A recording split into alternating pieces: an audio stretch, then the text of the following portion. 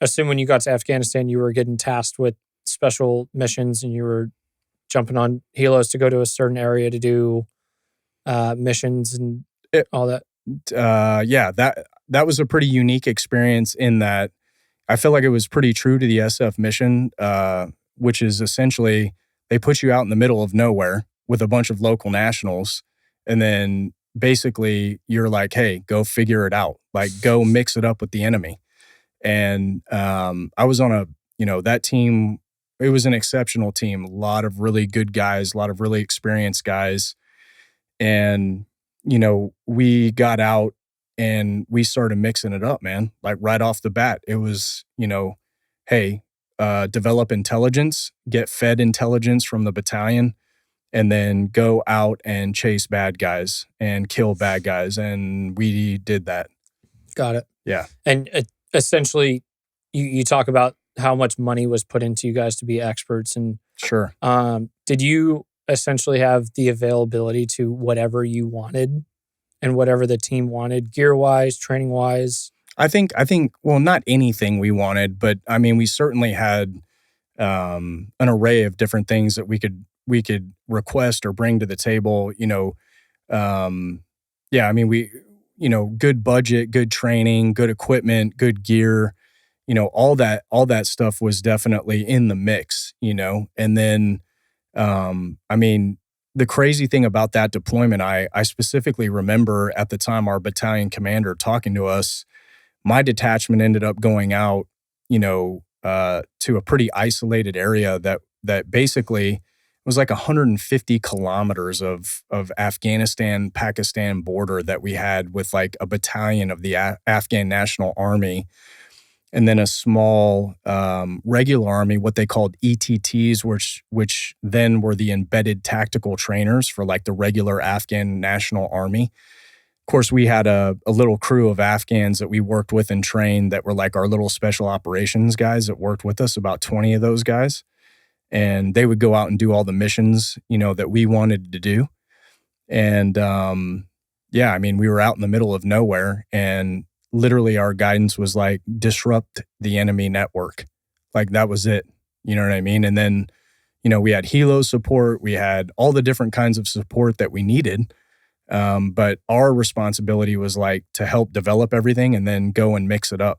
Got it. Yeah. And that stems directly from when you went through the, why am I drawing a blank on it now? Where it was the whiteboard where it gave you the timeline where it was like, just be back here by this time. Yeah, and exactly. Be ready to go, right? Like so it's teaching you to be able to do that. Yeah. Hundreds of miles away from, another level of responsibility, if you will. Yeah. And all that responsibility was given to us. And the expectation is that you go out and execute. Got it.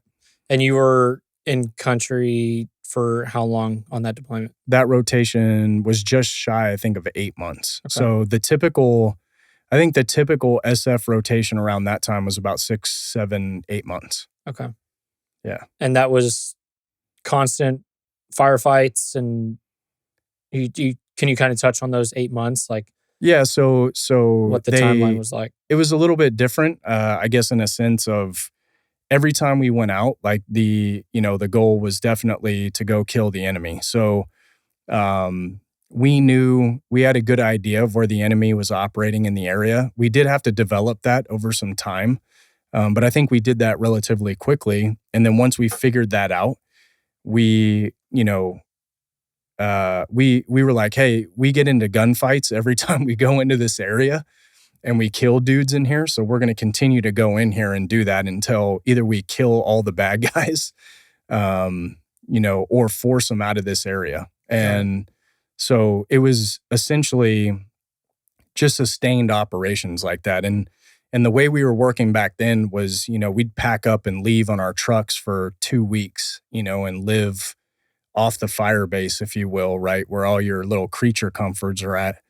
And, we'd live off of our trucks. And what we quickly found back then was, excuse me, is that, the Taliban in our area were not as well supplied maybe as in some other areas. So if we stayed out longer and pressed them harder, they would run out of fuel, they'd run out of ammo, they'd run, out of all resources that they needed to. Yeah, it was crazy. I mean, we ended up, killing bad guys. We'd press them so hard that they would ditch their motorcycles with RPGs and machine guns, leave everything laying there because they didn't want to get killed. Yeah. And, I think we did a pretty good job of what our overall mission statement was, which was disrupt the enemy network in the area. We did that, Got it. So. And how many guys were on your team doing these like missions where you guys were, excuse me, on your own for a few weeks at a time or whatever? How many of there were you? Depending on how we were set up and what our responsibilities were, usually we'd have a couple guys stay behind at the fire base because, we had a lot of logistics there and everything else. And they kind of were responsible for what was going on there, which wasn't, the fire base got attacked at times with, both indirect systems or a direct attack or whatever.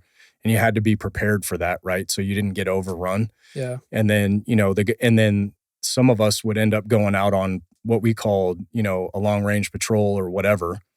And then go mix it up for a couple weeks, and then we'd come back and guys would rotate on different duties. So again, I was on a really good team. Everybody was willing to go out and get it on, which was cool. Yeah. So, that was a really positive experience for my first deployment. Got it. With special operations. Yeah. And how many did you do total with special operations? Let's see. So I think all in total, when everything was done, I think I ended up with roughly, close to 40 months in combat. Total.